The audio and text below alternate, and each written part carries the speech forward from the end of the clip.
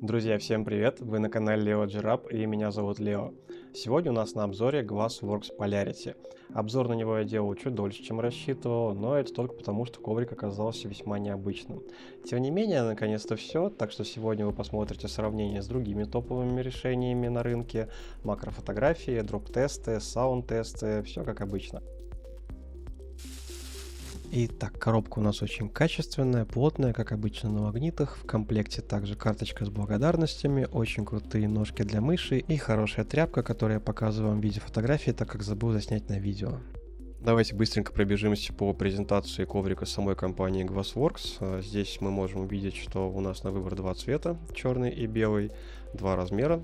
У меня версия 560 на 480, я ее замерил, размер соответствует миллиметр в миллиметр, все круто. А также вы здесь можете видеть, что при заказе сейчас коврик будет доставлен вам в мае. Это первый коврик на компании, который не лимитированный, и он будет периодически пополняться и доставляться своим покупателям. Это очень круто, для меня очень приятно делать обзор на вещь, которая не лимитированная, и мне уже наконец-то перестанут писать, что это обзор на коврик, который нигде не достать. Вот так вот у нас показана обработка углов. Сейчас я показываю вам фотографию, как обработка углов выглядит в реальной жизни. И хочу сказать, что несмотря на то, что вы видите сами, что это одна из самых крутых обработок на рынке, и углы вообще практически не ощущаются рукой, тем не менее, показывать это вот так, на мой взгляд, все-таки немножко недобросовестно, потому что это явная компьютерная обработка, и в жизни коврик выглядит абсолютно не так. Но он не настолько супер гладкий, как показано здесь. Мне кажется, это стоит отметить.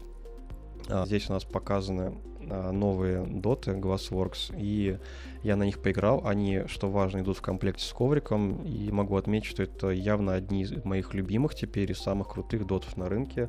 Они очень плавные, абсолютно не залипают, они просто, классные. Рекомендую всем попробовать, потому что они продаются отдельно. Хотелось бы отметить в этот момент про базу, что здесь полная силиконовая база, которая позволяет коврику абсолютно не двигаться. И да, реально база у коврика просто офигенная. Здесь силиконовое основание с немножко выпуклой буквой. И это коврик держит просто намертво, плюс он сам по себе еще такой довольно тяжелый, поэтому его реально невозможно сдвинуть без того, чтобы просто приподнять. Толщина коврика при этом 3,5 мм, так что он реально такой довольно тяжеленький кусочек стекла большого размера, но меня лично эта толщина беспокойства никакого не вызывала, она вполне комфортная для использования. Хотелось бы, конечно, чтобы это было 3 мм или 2,5 мм, но и в текущем исполнении меня абсолютно никак это не тревожит, пользоваться ковриком комфортно и рукой он не ощущается. На этом все, переходим к моему реальному опыту использования и будем обсуждать поверхность. Если бы меня попросили описать Polarity в 3 словах, это были бы слова плавность, стабильность и отсутствие эффекта залипания. Тактильно, да простит меня Konami Hoshino, Polarity еще более гладкий и приятный. Здесь еще меньше тактильной текстуры. Если у вас не было супер гладких ковриков типа Hаны, Kazemi или Dysphoria Sai, то, возможно, вы даже решите, что ее здесь нет. Но она есть и тактильно ощущается сильнее, чем на перечисленных выше ковриках. Я бы сказал, это чуть более текстурная Glassworks Kazemi.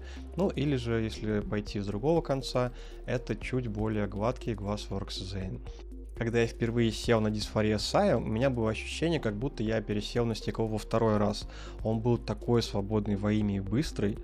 И вот что касается Glassworks Polarity, то я бы назвал его балансный Glassworks Zane с легкими вайбами Sai. Он такой же супер плавный, при этом более бархатный, чем Zane, и чуть менее абразивный. Бывают пады с легким с места стартом, но после старта они начинают неприятно замедляться, и ты как будто слегка запинаешься об их текстуру. Я вообще уже привык, что если про стеклянный коврик говорят баланс, то это в целом чаще всего медленный старт. С Polarity такого нет. Он обладает прям удивительно легким стартом. Я даже просто покатаю мышку и скажите мне после этого, что это какой-то там балансный медленный коврик. У него удивительно легкий старт для балансного стекла. Но затем, по сравнению с тем же Dysphoria Saya, он все-таки замедляется. Но, в отличие от многих других падов, это замедление, оно остается удивительно равномерным. Из-за этого он кажется в динамике быстрее многих, казалось бы, более быстрых падов. Здесь я на удивление вот поймал для себя вайбы Saya от балансного стекла, как бы это странно, может быть, для вас не звучало. Вообще, я очень долго, в течение где-то 2 недель пытался для себя сформулировать и понять, чем же мне Polarity так нравится, вот как это сформулировать. Так вот, у него нет вязкости. Как я вам показывал уже на том, как он впитывает влагу, как он вообще с ней работает, я думаю, все вот это отображается на итоговом ощущении стекла и вообще глайде. У него нет вязкости. Да, у него не очень быстрая динамика, и при нажиме он может становиться медленнее, но это ощущается очень равномерно, без агрессивных замедлений. И это в целом очень похоже на чуть более медленный Zane, который при этом более гладкий и равномерный. И все вот это в итоге дает какие-то вайбы Saya с легкой приятной текстуркой. У него очень плавно ощущается и ускорение, и замедление. Не как на Рин или Фантоме он замедляется, это очень близко к Зейну, но еще меньше ощущения текстуры. Что забавно, вот в реальной игре Polarity не кажется сильно медленнее, чем тот же Фантом или Dysphoria Рин. Вообще хочу особо отметить по плавности, что если вы еще будете использовать комплектные глайды Glassworks, то, ну давайте прям вот так грубо, это еще где-то плюс 50% к плавности и тишине глайда. Это будет очень тихий и плавный коврик. По сравнению с тем же Konami Hoshino из последнего обзора, Polarity такой же бархатный, но у него чуть меньше ощущается текстурка. Тактильно он для меня даже приятнее из-за этого. Давайте посмотрим макрофотографии поверхности Polarity по сравнению с другими ковриками, которые бывали у меня на обзорах. Здесь, я думаю, особенно хорошо видно сходство с Glassworks Zane. У них очень похожий рисунок и размер зерна, но Polarity чуть более объемный. Перепады высот у него чуть выше, чем у Zane. За счет этого на старте у них примерно одинаковая скорость, но при нажиме Zane будет быстрее. С Konami Hoshino также примерно одинаковый размер зерна, но рисунок и форма зерна отличаются здесь уже сильнее.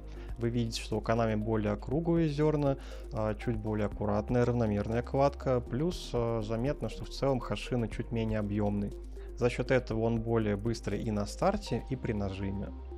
По сравнению с Dysphoria Рин уже очевидно, кто у нас здесь самая лучшая терка. Размер зерна и перепады высот между зернами также отличаются уже куда сильнее. За счет этого на Dysphoria Рин более быстрый старт, но сильнее выражен эффект замедления. Ну и мой неизменный мейн Dysphoria Saya. Также на Saya более крупное зерно, которое при этом имеет минимальные перепады высот. За счет этого Saya чуть-чуть медленнее на старте, но практически не замедляется при нажатии и в целом быстрее всех ощущается в реальной игре. И теперь небольшой саунд-тест.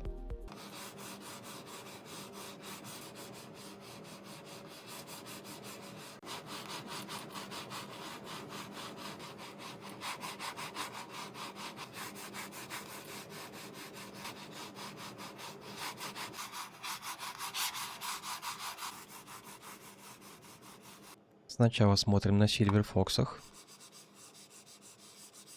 а теперь попытайтесь услышать фирменный Dota Glassworks.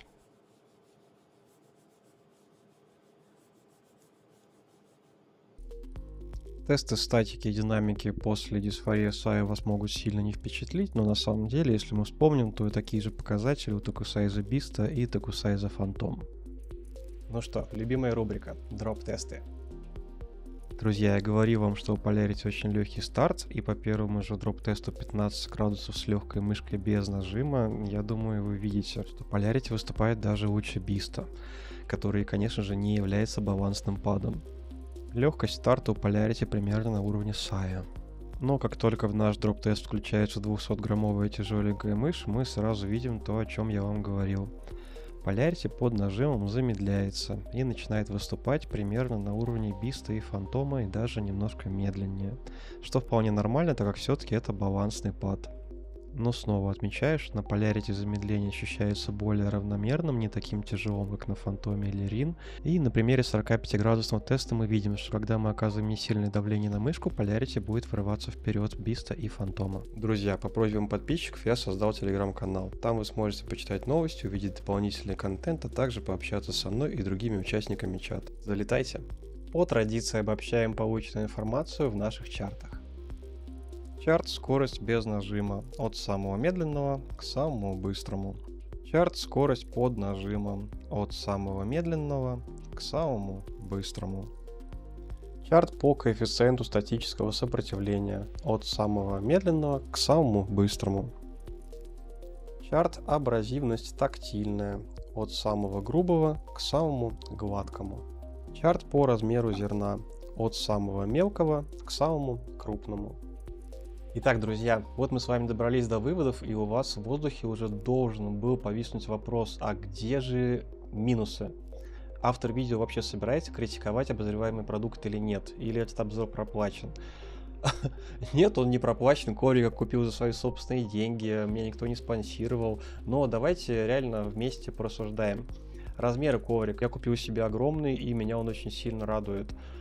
Принт максимально нейтральный, мой юнит максимально ровный. Возможно, кому-то повезет меньше, но у меня я просто не вижу, к чему придраться. Подложка держит идеально, я не могу ее просто даже оторвать от стола. Толщина, да, вот, наверное, такой микро-минус нашелся, да, все-таки 3,5 миллиметра. Это уже по текущим меркам немножко толстовато. Тем не менее, за счет потрясающей обработки углов, этот коврик абсолютно никак рукой негативно не ощущается, во время игры мне не мешает. И вот если все это обобщить, учитывая еще и то, что коврик производится постоянно, он не лимитированный, и вы практически всегда сможете его купить, то единственная вещь, из-за которой он не стал моим мейном, это только то, что он все-таки немножко медленнее, чем я привык. Я уже привык к скорости Дисфория Сая. Дисфория Сая все еще остается моим мейном. Этот коврик действительно должен подойти практически абсолютно всем, и он является идеальным балансом. Он достаточно быстрый, достаточно контрольный, в нем всего в меру. Не подходит он вам только в одном случае, если вы все еще ищете топовое скоростное решение. В таком случае, да, для вас может быть немножко медленно. Присмотритесь к чему-нибудь другому. Теперь немножко неожиданный анонс. Тема нашего следующего видео — это батчи Сая. Возможно, вы не знали, но Дисфория Сая имеет лимитированный Limited Edition батч 1, который уже сейчас довольно сложно достать в продаже и который по счастливой случайности именно и был на моем обзоре. А также есть регулярный батч 2, который продается сейчас и будет продаваться постоянно дальше. Вот есть ли между ними хоть какая-то разница, кроме коробки и Limited Edition? Благодаря моему подписчику Алану в следующем видео вы про это узнаете. Он любезно прислал мне свой юнит Batch 2 на обзор. Я их подробно сравнил в дроп-тестах, отснял их текстуру, естественно, поиграл на Batch 2 и на Batch 1, меняя их попеременно. И уверенно вам расскажу, в чем же их отличие, есть ли они вообще. Так что не пропускайте, скоро релиз. Ну а на сегодня у меня все. Друзья, если вам понравилось это видео, пожалуйста, поставьте лайк, подписывайтесь, оставляйте комментарии, я обязательно на них отвечу. Пока.